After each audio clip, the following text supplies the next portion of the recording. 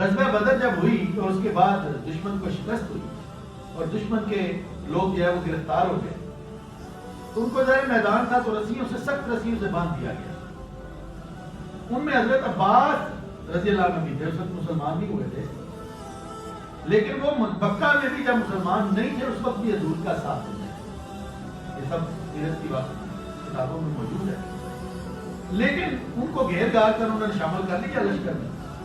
اب ظاہر ہے کہ ان کو بھی باندھا گیا، اب ظاہر ہے کہ سب باندھا گیا تھا. حضور صلی اللہ علیہ وسلم خیمے میں تشریف فرما ہے، ایک صحابی پہرے پر ہے. وہ دیکھتے ہیں کہ حضور صلی اللہ علیہ وسلم کروٹیں بدل رہے ہیں. کہتے ہیں یا رسول اللہ میرے ماں باپ آپ کا قربان ہو جائے، کیا بات ہے آپ پریشان لگ رہے ہیں، نیند نہیں آ رہی آپ. آپ صلی اللہ علیہ وسلم فرماتے ہیں کہ یہ جو ہائے ہائے کی آوازیں سن رہے ہو؟ سن رہا ہوں. یہ میرے چچا عباس کی آواز. ساری زندگی ناز و نام میں پلا ہے، دولت مند آدمی ہے، آج رسیوں سے باندھ دیا گیا ہے. اس تکلیف کی وجہ سے وہ آوازیں ہیں اس کی، اور اس کی آوازیں سن کر مجھے نیند نہیں آ رہی. یہ کہہ کر آپ صلی اللہ علیہ وسلم پھر لیٹ گئے. تھوڑی دیر کے بعد آپ کو تھوڑی سی نیند آ گئی.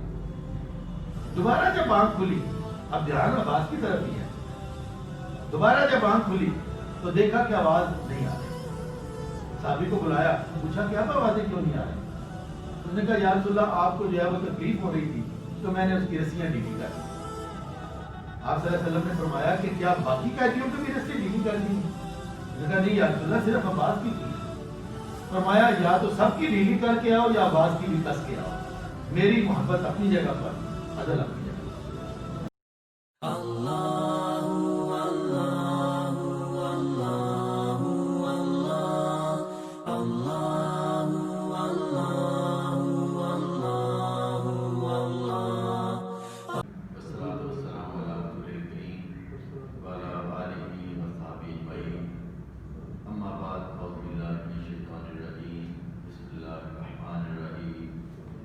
یا ایھا الذین آمنوا کونوا قوامین بالقسط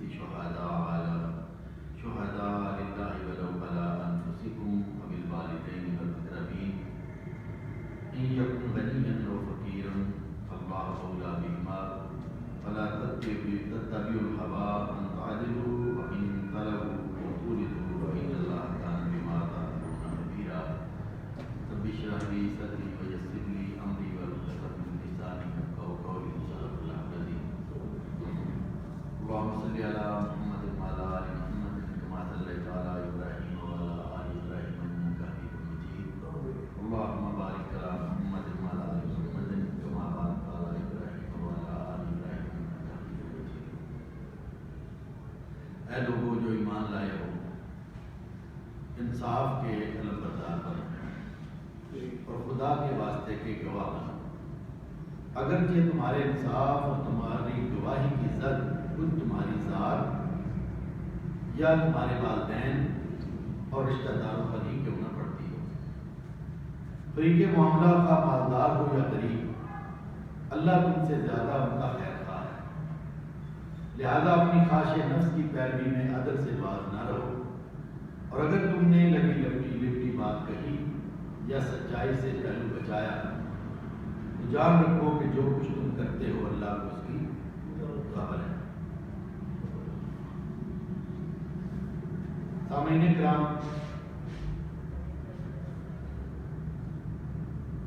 اللہ تعالیٰ نے یہ پوری کی پوری کائنات تشکیل دی ہے، تخلیق کی ہے. اس کائنات کے ہزاروں لاکھوں کروڑوں ایسے حصے ہیں کہ جن تک ہماری نگاہ نہیں ہے. اس کائنات میں زمین ایک چھوٹا سا ذرے کی حیثیت رکھتی ہے، لیکن جو ہمارے سامنے ہے اور سائنسدانوں نے جس کو دیکھا ہے اپنے علم کی بنیاد پر، وہ بھی ایک وسیع دنیا ہے. لیکن جہاں تک انسان کی نظر پہنچی ہے وہاں تک انسان نے یہ سمجھا ہے کہ ہر سیارہ، چاند، سورج یا دیگر جتنے بھی اس کے حصے ہیں، وہ خاص ضابطے کے ساتھ ایک دوسرے کے ساتھ بندھے ہوئے ہیں. کوئی ذرہ برابر بھی آگے پیچھے نہیں ہو سکتا. بالکل ایک نظام ہے کہ جو ایک سسٹم جس کو ہم کہہ سکتے ہیں ایک دوسرے کے ساتھ، وہ ایک عدل کے نظام کے ساتھ بنے ہوئے ہیں. اللہ تعالیٰ نے اس دنیا کے پورے نظام میں عدل کو مروج خاطر رکھا ہے، اور اس کا نتیجہ یہ ہے کہ نہ چاند سورج سے ٹکراتا ہے، نہ زمین کی گردش رکتی ہے، نہ زمین اور سورج کے درمیان جو فاصلے ہیں ان میں کوئی کمی بیشی ہوتی ہے. سیارے ہیں کہ اپنے سورج کے گرد دوڑے چلے جا رہے ہیں، اور ایک خاص عدل کے تحت ہر چیز جو ہے وہ اس کے مطابق بڑھتی اور چلتی چلی جا رہی ہے. اور پھر اس دنیا میں اللہ تعالیٰ نے ایک ایک چیز اس عدل کی بنیاد پر قائم کی. سمندروں کے پانی کو لے لیجیے کہ زمین کا بڑا حصہ خشکی کے سے زیادہ وہ پانیوں پر مشتمل ہے، اور اگر یہ پانی ابل پڑے، اگر یہ خشکی کا رخ کر لے، تو یہ خشکی سلامت نہ رہے، اس پر جو ہے وہ انسان سلامت نہ رہے. لیکن اللہ تعالیٰ نے سمندروں کو، ان کے پانی کو سمندروں کا پابند کیا ہے. بارش برسے اور بارش برستی چلی جائے تو ہمارے ہاں تو 24 گھنٹے بارش برسے تو سارا نظام گرم برم ہو جاتا ہے، لیکن اللہ تعالیٰ نے بارش کو بھی خاص اوقات کا پابند کیا ہے. یعنی کبھی آپ نے غور کیا ہے کہ بارشیں برستی ہیں، برف باری ہوتی ہے، پھر سورج کے روشنی کی وجہ سے وہ برف پگھلتی ہے اور پانی دریاؤں اور ندی نالوں کی صورت میں بہتا آخر کار سمندر میں جا گرتا ہے، اور پھر اسی سمندر سے بخارات اٹھتے ہیں، اور وہ نمکین پانی کے جو پیا نہیں جا سکتا، استعمال نہیں کیا جا سکتا، وہ بخارات اس میں سے نمکیات کو وہیں رہ کر باقی پانی کو اٹھا لیتے ہیں، اور میٹھا پانی اوپر جا کر پھر بارش کی صورت میں برستا ہے، برف باری کی صورت میں آتا ہے، اور وہ ہمارے لیے، ہمارے کھانے پینے کے لیے، ہمارے جانوروں کے لیے، ہماری فصلوں کے لیے، فصلوں کی سیرابی کے لیے وہ کام آتا ہے. یعنی ایک دائرہ ہے کہ جس دائرے میں صدیوں سے اور ہزاروں اور لاکھوں سالوں سے یہ دنیا گھوم رہی ہے. گویا کہ دنیا میں اللہ تعالیٰ نے ایک عدل قائم کیا ہے. عدل کا مطلب کیا ہے؟ کسی چیز کا اپنے اصل اور فطری مقام پر ہونا، اصل اور فطری مقام پر ہونا. اور اس کا الٹ جو ہے وہ ظلم ہے. ظلم کا مطلب یہ ہے کہ کسی چیز کا اس کے غیر فطری مقام پر ہونا. تو اللہ تعالیٰ یہ چاہتا ہے کہ یہ جب میں نے دنیا عدل کی بنیاد پر قائم کی ہے، اس میں سورج چاند ستارے عدل کی بنیاد پر حرکت کر رہے ہیں، ہواؤں فضاؤں میں، اور پورا ایک نظام ہواؤں کا. ایک ایسی دلچسپی کی بات ہے کہ ہر سال ہمارے اس خطے میں بحر ہند کی جانب سے ہوائیں چلتی ہیں، اور وہ ہوائیں یہاں پر پہنچ کر بارشیں برساتی ہیں، جن کا مونسون کہتے ہیں. وہ یہاں پر بارشیں برساتی ہیں، اور پھر سردیوں میں بحر روم کی جانب سے، یعنی الٹ سمت سے، وہاں سے ہوائیں چلتی ہیں، اور وہ پھر یہاں پر پہنچتی ہیں اور وہ بارشیں برساتی ہیں. یعنی اور صدیوں سے ایسے ہوا چلا آ رہا. ہوائیں اس بڑی طاقت کی پابند ہیں، اس سے سرے منہ انحراف نہیں کر پاتی. یہ نظام عدل ہے کہ جس کو اللہ تعالیٰ نے قائم کیا.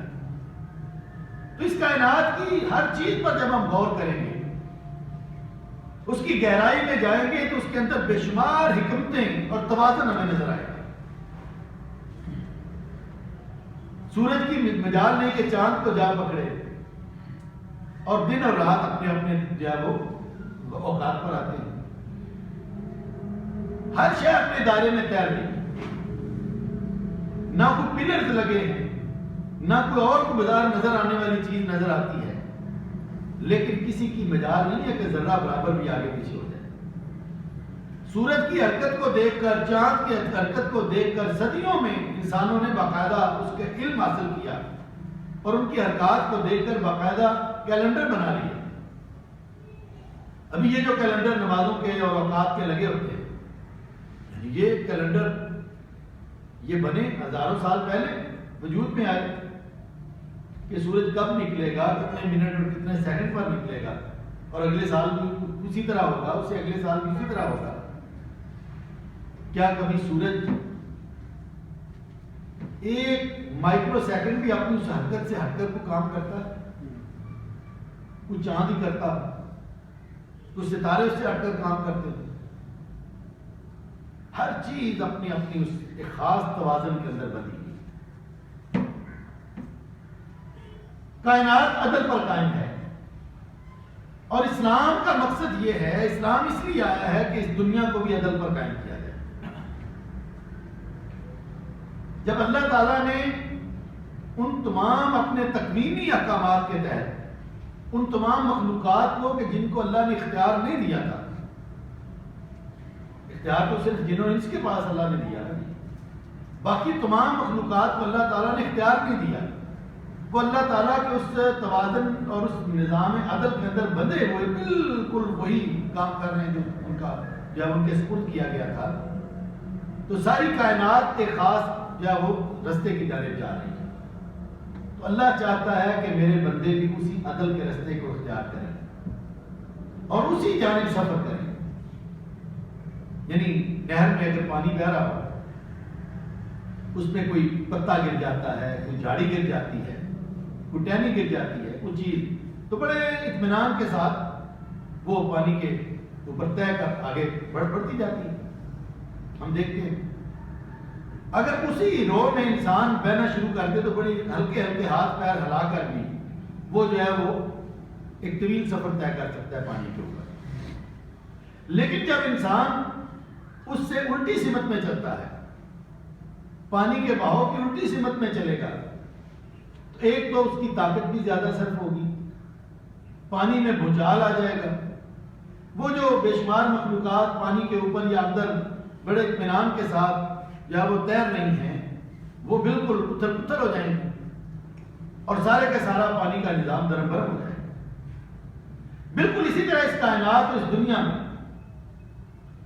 اللہ تعالیٰ نے انسان کو عدل کے لیے پیدا کیا ہے کہ دنیا میں عدل قائم کرو، اس لیے کہ اس کائنات کی ساری چیزیں ایک سمت اللہ کے حکم کے مطابق بڑھ رہی ہیں، اور انسان کو بھی حکم ہے کہ اسی سمت جو ہے وہ آگے بڑھے تاکہ کائنات پرسکون رہے، یہ دنیا امن کا گہوارہ رہے، دنیا ظلم سے نہ بھر جائے، یہاں پر زیادتی کا نام و نشان نہ ہو، یہ دنیا جنت کے مصداق بن جائے۔ اور قرآن میں اللہ تعالیٰ نے انبیاء کی بعثت کا مقصد بھی یہی بیان کیا کہ ہم نے اپنے رسولوں کو اپنی نشانیوں کے ساتھ بھیجا اور ان پر کتاب اور میزان نازل کی تاکہ انسان انصاف پر قائم ہو جائے۔ یعنی رسولوں کو بھیجنے کا مقصد انسانوں کو عدل پر اور انصاف پر قائم کرنا ہے، معاشرے کو عدل پر قائم کرنا ہے۔ تو انبیاء کی بعثت کا بھی یہی مقصد، اور پھر نبیوں کو بھی عدل کا حکم دیا گیا، اور قرآن نے کہا وَأَمِرْتُ لِعَادِلٍ بَيْنَهُمْ کہ اے نبی کہہ دو ان سے کہ میں تمہارے درمیان عدل کا حکم دینے والا ہوں، اس لیے آیا۔ گویا کہ نبیوں کو عدل کے قیام کے لیے جب اللہ نے دیکھا کہ دنیا ظلم سے بھر گئی، اللہ کی نافرمانی ہونے لگی، ان اصولوں سے دنیا جو ہے وہ بالکل مختلف ہو گئی، توحید کی جگہ شرک نے لے لی، تو غیر فطری زندگی انسان گزارنے لگے۔ اللہ تعالیٰ نے ان کو فطری زندگی کی جانب لوٹنے کے لیے اپنے نبیوں کو بھیجا کہ ان کے درمیان عدل قائم کرو، اور پھر عدل جو ہے وہ صرف ایک جگہ پر ہی نہیں کہا گیا، زندگی کی ہر دائرے میں۔ ہم سمجھتے ہیں کہ شاید عدل جو ہے وہ عدالتوں کا نام ہے، ہم یہ سمجھتے ہیں، لو یہ عدالتوں کا کام عدل کرنا ہے، بالکل ٹھیک ہے، اس میں تو کوئی شک نہیں ہے، لیکن صرف عدالتوں میں ہی عدل نہیں ہوتا. عدل تو زندگی کے ایک ایک پہلو اور زندگی کے ایک ایک شعبے میں درکار ہے. ناپ تول میں فرمایا کہ ناپ تول میں پورا پورا عدل کرو، بے شک اللہ عدل و احسان کا حکم دینے والا ہے. یعنی ناپ تول میں اگر آدمی ڈنڈی مارے گا، اونچ نیچ کرے گا، تو عدل کی بجائے وہ ظلم کر رہا ہے. اگر جو ہے وہ 1 انچ کپڑا یا 1 گرا کپڑا جو ہے وہ کم کر کے تو وہ لوگوں کو بیچا جائے اور کہا جائے کہ گز پورا ہے اور گز میں سے 1 گرا کم ہو، تو یہ ظلم ہے. ہاں حاجی صاحب کرتے ہیں یا بڑے دیندار شخص کر رہے ہیں، یہ ظلم ہے. آپ نے پورا کپڑا نہیں دیا، ناپ تول میں کمی کی ہے. اگر کسی چیز میں ملاوٹ کی ہے تو بظاہر آپ کا یہ دعویٰ ہے کہ یہ چیز بالکل خالص ہے، لیکن بباطن آپ نے اس میں ملاوٹ کر دی ہے، تو آپ نے ظلم کیا ہے، عدل سے ہٹ گئے ہیں. آپ نے کوئی چیز تولی ہے اور ان میں سے 1 آدھ تولا یا 1 آدھ چھٹان جو ہے وہ چیز آگے پیچھے کر دی ہے، کم کر دی ہے، تو گویا کہ آپ نے ظلم کا ہاتھ تھاما ہے اور عدل کو تحقیق کر دیا. اور اسی ناپ تول اور اسی جو ہے وہ لین دین کے معاملے میں حضرت شعیب علیہ السلام کی قوم پر عذاب آیا تھا.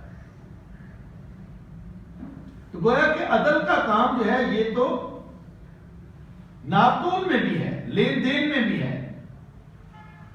آپ کسی کو بتاتے ہیں، زبان سے بتاتے ہیں کہ جی اس میں اس چیز میں فلاں خوبی ہے، فلاں خوبی ہے، فلاں، یہ تو جاپانی کپڑا ہے اور کپڑا کورین تو گویا کہ آپ عدل کی بجائے ظلم کا دامن جو ہے وہ تھام لیتے ہیں. ایک تو گویا کہ زندگی کے ہر شعبے میں، زندگی کے ہر شعبے میں اور لین دین اور اس ناپ تول میں بھی حکم دیا گیا کہ عدل کو اختیار کرنا ہے. پھر عدالتی معاملات میں بھی جن کو ہم عدل سمجھتے ہیں، اور چاہیے کہ تمہارے درمیان دستاویز لکھنے والا عدل کے ساتھ لکھے، لکھنے میں کوئی گڑبڑ نہ کر دے. آپ لکھوا کچھ اور رہے ہیں، وہ اس میں کوئی ڈنڈی مار دے، کوئی لفظ آگے پیچھے کر دے. فیصلہ کرنے والا بھی عدل کو پیش نظر رکھے اور لکھنے والا بھی عدل کو پیش نظر رکھے. اگر نہیں کرے گا تو گویا کہ وہ ظلم کا ساتھی بن جائے گا. اور عام ہر طرح کے فیصلے کے حوالے سے، ہر طرح کے فیصلے کے حوالے سے قرآن کہتا ہے وَإِن حَكَمْتَ فَاحْكُم بَيْنَهُم بِالْقِسْطِ، اور فیصلہ کرو تو انصاف کے ساتھ ان کے درمیان فیصلہ کرو. یعنی پنچایت کا معاملہ ہے، عدالت کا معاملہ ہو، ویسے ہی کوئی کسی نے آپ کو حکم بنایا ہو، فیصلہ کرنے والا بنایا ہو، وہ آپ سے مشورہ کو لے رہا ہو، تو گویا کہ فیصلہ کرتے ہوئے اللہ کا خوف دل میں موجود ہونا چاہیے، اور ایک عدل سے ذرہ برابر بھی آدمی آگے پیچھے نہ ہٹ سکے، ذرا برابر بھی. اور پھر قرآن نے کہا کہ ہر معاملے میں عدالت کیا، ناپ تول کیا، کاروبار کیا، رشتے ناطے کیا، معاملات کیا، ہر معاملے میں، ہر بات میں تم نے عدل سے نہیں ہٹنا. وَإِذْ كُنتُمْ فَاعِدِلُونَ، جب بھی بات کرو عدل کے ساتھ کرو، جب بھی بات کرو عدل کے ساتھ کرو. اور یہاں تک کہا کہ انصاف اور عدل صرف کرو ہی نہیں بلکہ اس کے علمبردار بنو. وہ کیسے؟ میں گزر رہا ہوں اور گلی میں کسی نے کسی کے ساتھ ظلم کیا، زیادتی کی، جرم کیا. اب میں چپ کر کے گزر جاؤں کہ یہ بڑا ظالم آدمی ہے، کہیں مجھے بھی نقصان نہ پہنچائے، یا میرا یہ تعلق والا ہے، میرے باپ کا دوست ہے، میرا دوست ہے، میرا رشتہ دار ہے، اگر میں اس کی بات لوگوں کے سامنے کروں گا تو میرے رشتہ دار ناراض ہو جائیں گے، والدین ناراض ہو جائیں گے، میرے تعلقات خراب ہو جائیں گے، تو میں چپ کر کے جو ہے وہ گزر جاتا ہوں. یا کوئی لین دین کا معاملہ ہو تو جب اپنی رشتہ داری کا معاملہ ہے تو میں کچھ اور فیصلہ کرتا ہوں، اور دوسروں کا معاملہ ہے تو کچھ اور فیصلہ کرتا ہوں۔ تو فرمایا کہ خدا کے واسطے کے گواہ بنو، اللہ کے واسطے کے گواہ بنو۔ اگرچہ انصاف کی ذات تمہاری اور گواہی تمہاری اپنی ذات کے اوپر ہی نہ ہے، مجھے خود نقصان ہو رہا ہے، لیکن میرا فرض ہے کہ میں حق کا ساتھ نہ چھوڑوں، میں عدل سے نہ ہٹوں، ہاں مجھے خود نقصان ہو رہا ہے، میرے والدین کو نقصان ہو رہا ہے۔ والدین سے بڑھ کر تو کوئی چیز نہیں ہے نا جی دنیا میں۔ اللہ اس کے نبی کے بعد سب سے بہترین ہستی جو انسان کے لیے اللہ اس کے نبی نے قرار دیا وہ کیا ہے؟ والدین۔ ان کے کتنے حقوق عنایت، لیکن فرمایا کہ اگر اس حق کی بات کرتے ہوئے اور حق کی گواہی دیتے ہوئے اور فیصلہ کرتے ہوئے اگر اس کی ذات تمہارے والدین پر پڑے تو بالکل نہ گھبراؤ، حق کی بات ضرور کرو۔ والدین ناراض ہوتے ہیں تو ہوتے رہیں، والدین کو نقصان ہوتا ہے تو ہوتا رہے، تمہارا کام کیا ہے کہ تم نے انصاف کی بات کرنی ہے، تمہارے رشتہ دار کی زد میں آ جائیں۔ کتنے ایسے معاملات ہوتے ہیں کہ انسان جب والدین رشتہ دار بہن بھائی کا معاملہ ہوتا ہے تو ڈنڈی مارتا ہے۔ اچھے خاصے لوگ میں نے دیکھے، بڑے نیک و پاک لوگ جو ہے وہ ایسا کام کر رہے ہیں، اور جن لوگوں کے ہاتھ میں فیصلہ ہوتا ہے، میں نے کوئی فیصلہ کرنا ہے، کوئی عدالت میں ہے، کوئی ایڈمنسٹریشن میں ہے، کوئی سرکار میں کام کر رہا ہے یا اس کے علاوہ، تو جناب کیا ہے، تایا جی آ رہے ہیں جی پکڑ باندھ کر، تو پتر یہ فیصلہ اس طرح کرنا ہے۔ وہ بیٹا سمجھائے گا کہ تایا جی یہ کام اس طرح کا نہیں ہے، اس میں تو بڑی زیادتی ہو جائے، اللہ تم نے سے پڑھایا سی، بزرگوں کا کوئی احترام نہیں۔ وہ پھر اپنے حقوق کے ناطے ہیں، والدین کے ناطے ہیں، چچے تائے کے ناطے ہیں، رشتے ناطے والے کے ناطے ہیں کہ ہم نے تمہیں پڑھایا لکھایا، اب باری آئی تو اب ہمیں کہتے ہو کہ اب انصاف کی رٹ لگاتے ہو، عدل کی بات کرتے ہو، ہماری بات مانو، ہمارے تعلقات کا معاملہ ہے، ہماری برادری کا معاملہ ہے، ہماری رشتہ داری کا معاملہ ہے۔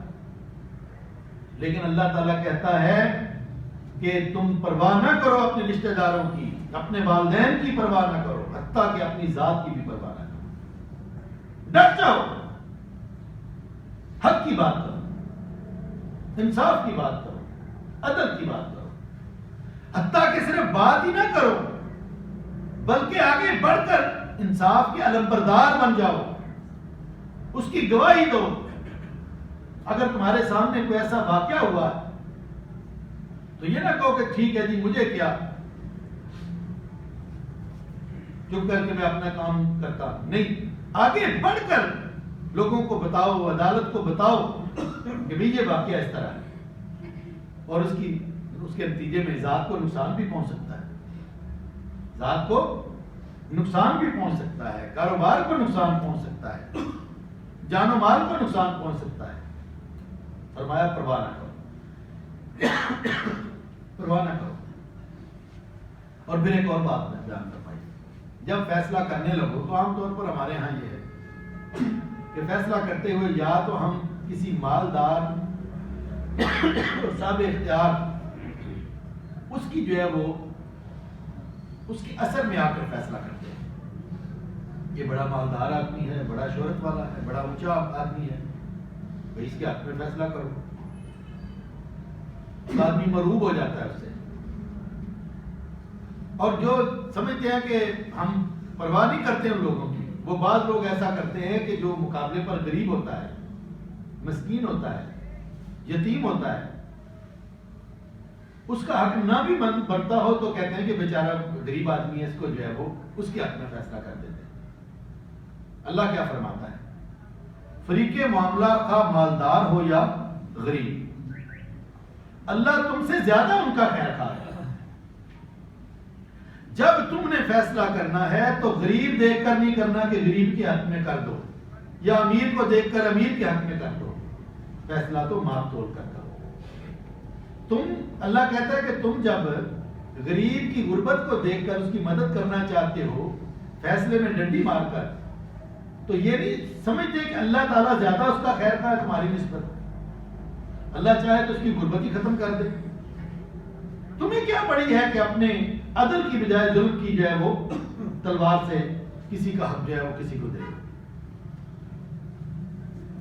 اور اپنی خواہش نفس کی پیروی نہ کرو. انسان کا اندر جو خواہشات ہوتی ہیں وہ انسان سے جو ہے وہ بے انصافی کرواتی ہیں. اور پھر ایک اور بات بھی ہوتی ہے, یہ تو ہو گئی فیصلے میں دیگر باتیں, لیکن ایک جگہ پر تو انسان فیصلے میں ڈنڈی مار ہی لیتا ہے, اس کے پاس جواز بھی ہوتا ہے. وہ قرآن کیا کہتا ہے, وَلَا يَجْرِمَنَّكُمْ شَنَآنُ قَوْمٍ عَلَىٰ أَلَّا تَعْدِلُوا اعْدِلُوا هُوَ أَقْرَبُ لِلتَّقْوَىٰ, کہ کسی دشمن کی دشمنی تمہیں اس بات پر مشتعل نہ کر دے کہ تم عدل نہ کرو. عدل کرو, یہ تقویٰ کے زیادہ قریب ہے. آدمی دشمن کے معاملے میں تو ڈنڈی مارتا ہی مارتا, حق سمجھتا ہے. لو جی اس نے میرے ساتھ یہ کیا, اس نے یہ کیا, چل اب موقع آیا تو میں اس کو کرتا ہوں, ٹھیک کرتا ہوں. جھوٹا پرچہ کروانا جا کر کرواتے ہیں کہ نہیں کرواتے, جھوٹی گواہیاں تیار کروانا تاکہ دشمن جو ہے, مخالف جو ہے, اس کو جو ہے وہ نیچا دکھایا جا سکے. لیکن قرآن کہتا ہے کہ دشمن کی دشمنی تمہیں مشتعل نہ کرے, وہاں پر بھی تم عدل کا دامن عدل تھا. اور میں ان لوگوں کو جن کے بارے میں جو ہے وہ معاشرہ گواہی دیتا ہے, اور ایسے لوگ ہمارے سامنے موجود ہوتے ہیں بعض اوقات کہ مخالف بھی کہتے ہیں ٹھیک ہے جی تسی ساڈا فیصلہ کر. ہوتے ہیں بعض لوگ, ان کو پتا ہوتا ہے کہ جب یہ فیصلہ کرے گا تو یہ ڈنڈی نہیں مارے گا, یہ دیانتدار. ایسے لوگ اس نمک جو ہے وہ مٹی کا نمک ہے ہمارے معاشرے کے اندر. ایسے لوگ جو ہے وہ خیر کا سبب ہے. تو اس لیے ہر حوالے سے قرآن نے کہا کہ تم نے عدل کا دامن ہاتھ سے نہیں چھوڑنا. اور حضور صلی اللہ علیہ وسلم نے فرمایا کہ مجھے حکم دیا گیا ہے کہ رضا اور ناراضگی, یعنی کوئی راضی ہوتا ہے یا ناراض ہوتا ہے, دونوں صورتوں میں کل میں عدل کروں. اور قیامت کے روز عرش الہی کے سائے کے علاوہ کوئی سایہ میسر نہیں ہوگا. تو اس روز حضور نے فرمایا کہ 7 قسم کے لوگ ایسے ہوں گے جن کو اللہ تعالیٰ اپنے سایہ رحمت میں جگہ دے گا. حشر کے میدان میں ہر طرف کڑی پریشانی ہوگی, اللہ تعالیٰ اپنے سایہ رحمت میں ان کو جگہ دے گا. ان 7 لوگوں میں ایک عادل امام بھی ہوگا, ایسا حکمران, ایسا قاضی کہ جو عدل کرنے والا ہے. اور قیامت کے روز آپ صلی اللہ علیہ وسلم نے فرمایا کہ عدل کرنے والوں کا مرتبہ سب سے بلند ہوگا, متقیوں سے بھی, نیکوکاروں سے بھی, کیونکہ عدل کرنا سب سے مشکل کام ہے. اور وہ واقعہ تو ہم جانتے ہی, جب وہ بنو مخزوم کی فاطمہ نے چوری کی تو حضور صلی اللہ علیہ وسلم کے پاس معاملہ جانا تھا, اور سب کو پتا تھا کہ اس کا ہاتھ کٹ جائے گا قانون کے مطابق. لیکن اس وقت جو ہے وہ بڑے بڑے سردار جنہوں نے ابھی تازہ اسلام قبول کیا تھا, ابو سفیان اور اس طرح جیسے, انہوں نے حضور صلی اللہ علیہ وسلم سے سفارش کرنی چاہیے, لیکن کسی کی ہمت نہیں تھی کہ آپ کے پاس جا کر جو ہے وہ ظلم کی سفارش کرتے. حتیٰ کہ حضرت اسامہ بن زید رضی اللہ عنہ جن سے آپ بڑی محبت کرتے تھے, ان سے جا کر کہا کہ تم بڑے لاڈلے ہو نبی کے, تم جا کر کہو. انہوں نے جب جا کر حضور سے سفارش کی کہ اس کے بارے میں کوئی نرمی اختیار کیجیے, تو آپ صلی اللہ علیہ وسلم نے انتہائی غصے سے فرمایا کہ تم سے پہلی امتیں اس لیے تباہ و برباد ہو گئی کہ جب ان میں سے کوئی بڑا جو ہے وہ جرم کرتا تو چھوڑ دیا جاتا, اور جب چھوٹا کرتا تو گرفت میں آ جاتا. اور پھر فرمایا کہ یہ تو فاطمہ ہے نا بنو مخزوم کی, خدا کی قسم اگر فاطمہ بنت محمد نے بھی چوری کی ہوتی تو ہاتھ اس کے بھی کاٹ دیتا. پیچھے کیا باقی رہ گیا؟ یہ سبق ہے اس قوم کے لیے, اس امت کے لیے. اور میں آپ کو ایک اور دلچسپ واقعہ سناؤں. غزوہ بدر جب ہوئی اور اس کے بعد دشمن کو شکست ہوئی اور دشمن کے لوگ جو ہے وہ گرفتار ہو گئے, تو ان کو ظاہر میدان تھا تو رسیوں سے, سخت رسیوں سے باندھ دیا گیا. ان میں حضرت عباس رضی اللہ عنہ بھی تھے، اس وقت مسلمان نہیں ہوئے تھے، لیکن وہ مکہ میں بھی جب مسلمان نہیں تھے اس وقت بھی حضور کا ساتھ دیتے تھے. یہ سب سیرت کی کتابوں میں موجود ہے. لیکن ان کو گھیر گار کر انہوں نے شامل کر لیا لشکر میں. اب ظاہر ہے کہ ان کو بھی باندھا گیا، اب ظاہر ہے کہ سب باندھا گیا تھا. حضور صلی اللہ علیہ وسلم خیمے میں تشریف فرما ہے، ایک صحابی پہرے پر ہے، وہ دیکھتے ہیں کہ حضور صلی اللہ علیہ وسلم کروٹیں بدل رہے ہیں.